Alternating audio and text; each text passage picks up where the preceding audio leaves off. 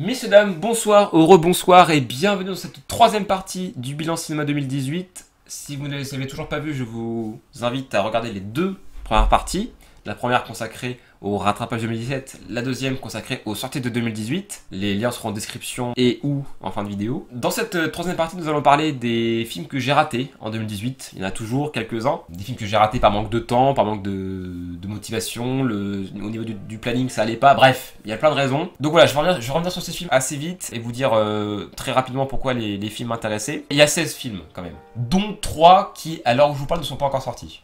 C'est ça. Et pareil, je vais faire dans l'ordre chronologique, selon leur date de sortie en France. Tout d'abord, en février, j'ai raté La Forme de l'eau, réalisé par Guillermo del Toro. J'avais dit que je le verrais dans la vidéo des Oscars, et bon bah finalement j'ai pas eu l'occasion. Parce que le film a gagné plein d'Oscars, c'est pour ça que le film m'intéresse tout simplement. Et puis parce que j'aime bien Guillermo del Toro, et parce que le film a l'air magnifique.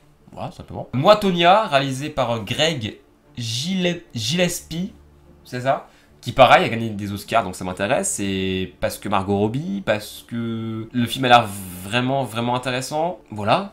Alors c'est un biopic apparemment, j'aime pas trop les biopics, mais je sais pas, il y a l'air d'avoir autre chose dans ce film là, donc ça m'intéresse beaucoup. Voilà. Sur le mois de mars, ce Disaster Artist, réalisé par James Franco, adaptation du bouquin de Tommy Wiseau, je crois que c'est ça, sur le tournage du film The Room, qui est certainement un des nanars les plus connus du monde, et même presque un des plus aimés. Et donc du coup voilà, c'est un film qui raconte le tournage de ce film-là. Et vu que James Franco a pas mal d'autodérision, et je pense que le film est drôle et cool, donc voilà. On passe directement au mois de juin avec Real Life, c'est ça, réalisé par Matteo Gil, qui est un film de science-fiction qui a l'air assez ambitieux, avec une histoire très intéressante. Et puis il y avait une autre raison, mais je sais plus. Bon, ça me reviendra certainement. Juin toujours, il y avait aussi How to Talk to Girls at Parties, réalisé par John Cameron Mitchell, aucun rapport avec David Robert Mitchell, hein, qui avait l'air d'être un film, pareil, assez barré, très punk, je sais pas, enfin bon, voilà. C'est un film qui a l'air très particulier, puis c'est vrai que le titre du film est assez atypique, ça donne envie de voir le film, c'est le genre de film avec un titre qui donne envie de le voir. Tu t'attends à tout et rien en fait. Et puis il y avait une dernière raison, mais je m'en rappelle pas. Bon, ça m'en reviendra certainement un peu après. Le mois d'août, j'ai raté Mary Shelley, réalisé par Haifa Al-Manzour. À mon avis, c'est pas du tout la bonne prononciation. Qui est un biopic sur Mary Shelley, qui est apparemment je sais pas trop, une dramaturge un petit peu de l'époque. Alors pareil, il y avait une raison principale pour laquelle je voulais voir le film, mais je m'en rappelle pas. Ça commence à être lourd ce running gag un peu. Août toujours, il y avait Black Klansman, réalisé par Spike Lee. Bon là par contre j'avais envie de voir le film parce que Spike Lee, parce que le sujet, parce que le casting, parce que les nominations Golden Globe, parce que ça a l'air d'être un film drôle en même temps, très impactant et important dans le contexte actuel. Donc voilà, j'avais vraiment très envie de voir Black Klansman. Malheureusement je l'ai raté, mais je le rattraperai, c'est quasi certain. Attention, tout le film que je vous cite là, c'est sûr que je vais les rattraper. Le mois de septembre, il y avait Searching, Portée disparue, réalisé par Anne... Putain, mais c'est le nom de réalisateur, c'est ouf. Agnès Chaganti. Arrêtez avec ce nom.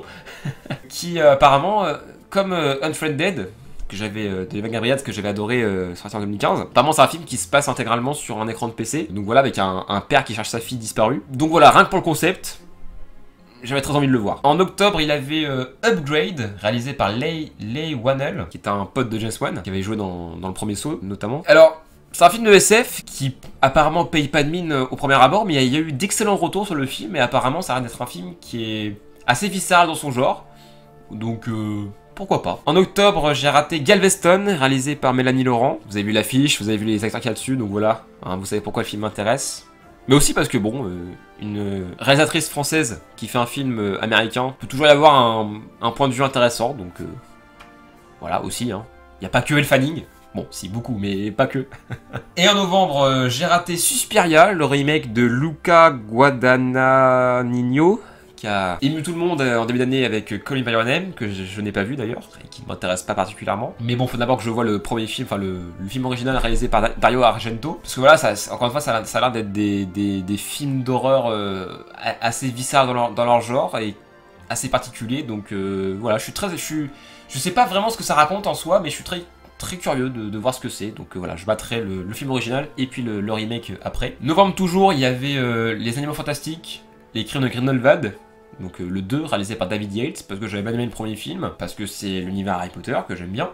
Bon, même si les retours sur ce second film sont... C'est très mitigé apparemment, donc on verra bien. Et enfin le mois de décembre, pardon, il y avait Astérix, le secret de la potion magique, réalisé par Alexandre Astier et Louis Clichy. Parce que Alexandre Astier, parce que j'ai vu le premier Astérix qu'il avait fait, donc le Domaine des Dieux, qui était vraiment, vraiment bien. Donc j'ai très envie de voir cette suite. Et parce que depuis que j'ai vu Kaamelott, chaque projet que sort Alexandre Astier est un truc à voir. Voilà. Parce que je garde en tête que, enfin, et surtout même gardez-vous en tête si vous êtes fan de Kaamelott, que si le film marche, il aura de la thune pour tourner Kaamelott. Tout simplement, ni plus ni moins. Donc allez voir le film. Moi je vais aller le voir très bientôt. Ne vous inquiétez pas pour ça. Et donc là on passe à la section des pas vus, mais en même temps le film n'est pas encore sorti. Aquaman, réalisé par James Wan. Alors ça a l'air très moche, je m'en fous d'Aquaman, mais James Wan. Donc je suis très curieux de voir ça. Unfriended, Dark Web, réalisé par Stephen Susco, parce que Unfriended. J'avais adoré le premier film. Et là apparemment on quitte le côté surnaturel. Donc je pense que le film va être encore plus flippant que son prédécesseur, parce que là du coup il va y avoir une dimension réaliste. Parce que le Dark Web, ça existe, malheureusement. Et enfin, et là, grosse hype, Bumblebee, réalisé par Travis Knight. Premier spin-off de la saga Transformers. Et premier film Transformers qui ne sera pas réalisé par Michael Bay. Et puis les trailers m'ont hypé, ça va être ouf. Sans déconner, le budget du film n'est pas énorme pour un film Transformers. Et pourtant, ça dépote. Ça envoie du lourd. Ça a l'air d'être très bien réalisé. Apparemment, ça sera un Transformers plus humain, plus émouvant. J'ai beaucoup trop envie de voir ce film. Donc voilà, Bumblebee, je suis hypé à 1000%. Voilà, c'est donc la fin de cette troisième partie consacrée au pas vu de 2018. J'espère que vous l'avez apprécié. On se donne rendez-vous très bientôt pour la suite, pour le top 10, qui est certainement la vidéo la plus importante de tout ce bilan cinéma. Donc à très bientôt, à la prochaine, salut!